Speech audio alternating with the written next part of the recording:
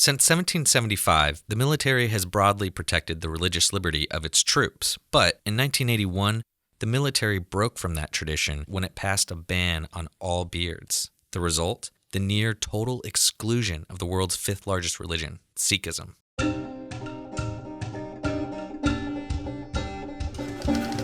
In the early days of the Sikh religion in South Asia, Sikhs suffered severe religious persecution. Defending themselves and their neighbors became a core part of their identity. Since then, Sikhs have populated armies worldwide and earned a reputation among the world's best warriors. I've had this fascination with a soldier's life ever since I was a little kid. Hearing stories about my great-grandfather serving in World War I. This is Captain Simratpal Singh. He goes by Simmer. Growing up, he was an all-American high school student, just with a beard and a turban. I'd always had, long hair, never cut my hair, and I had a pretty awesome beard by my senior year of high school. For Sikhs, unshorn hair, turbans, and beards symbolize the core principles of their faith, such as equality, justice, and selfless service. After high school, Simmer was endorsed by his local congressman and accepted into West Point. On his first day, he wore his beard and turban, thinking he would get an accommodation. He was wrong. Before he knew it, he was faced with a choice: cut his beard or go home. And basically, I went inside the barbershop. I had never been inside a barbershop. Sat down. I don't think the lady knew, right? Like, she didn't know the significance. She didn't know that my entire life was being changed, right? Like, everything that I've been taught was just being shattered, in 5 minutes. I think the way I made that decision, the way I justified it in my mind, was that I'll figure out a way, right? I'll figure out a way to come back. That was a promise that I made to myself. There are more guys like Simmer out there, and a handful of them have received accommodations for their beards and turbans. And their success in the military has disproven the necessity to exclude others like them. Chaplain Goldstein is the longest-serving Jewish chaplain in the armed forces. I've been in some pretty tough places with a beard, my helmet, and the mission was never degraded or challenged or threatened. Major Kamal Khalsi was also accommodated after petitions from the Sikh community. His medical background during a shortage of military doctors tipped the scales in his favor.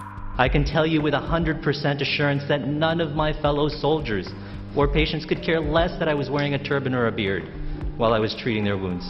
The Pentagon has claimed that a bearded soldier cannot properly wear a gas mask, but its own soldiers, including Khalsi, Goldstein, those who wear beards for medical reasons, and even the special forces, who wear beards for tactical advantage, all of them have disproven the Pentagon's claims. And as they passed those combat readiness training exercises, it was validated that the fact that they look a little different and their appearance does not impact their combat readiness on the battlefield. Yet, the policy remained. So this picture is of my entire platoon in Afghanistan. I'm in the middle. Simmer served for 10 years, was trained as an Army Ranger, and received a Bronze Star Medal for his service. When he learned about soldiers like Major Khalsi and Chaplain Goldstein, he requested an accommodation of his own.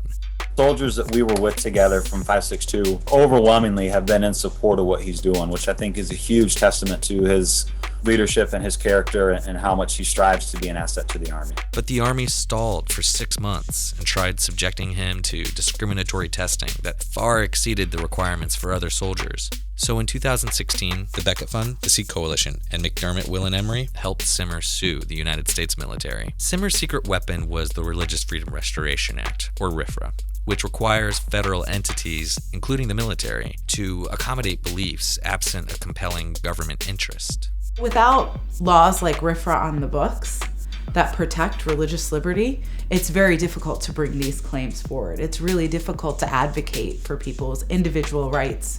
And that has also made a very big difference in our ongoing discussions with the military. In 2016, a court ruled that the Army's treatment of Captain Singh was discriminatory and told the Army to reconsider its regulations. The Army ultimately agreed, and in early 2017, they formally revised the 30-year-old ban to let Sikhs serve. I realized that I didn't have to live in two worlds, right? I would go home and put on my turban when I was on leave, and then I'd come to work and not be wearing a turban, so that I didn't have to live that life anymore. I can be one person. My hope is that no 18-year-old kid has to make the miserable decision that I had to make to choose between their faith and their country, and that parents can tell their young kids, hey, you can be anything that you want in the United States, and that includes military service, and still practice your faith fully.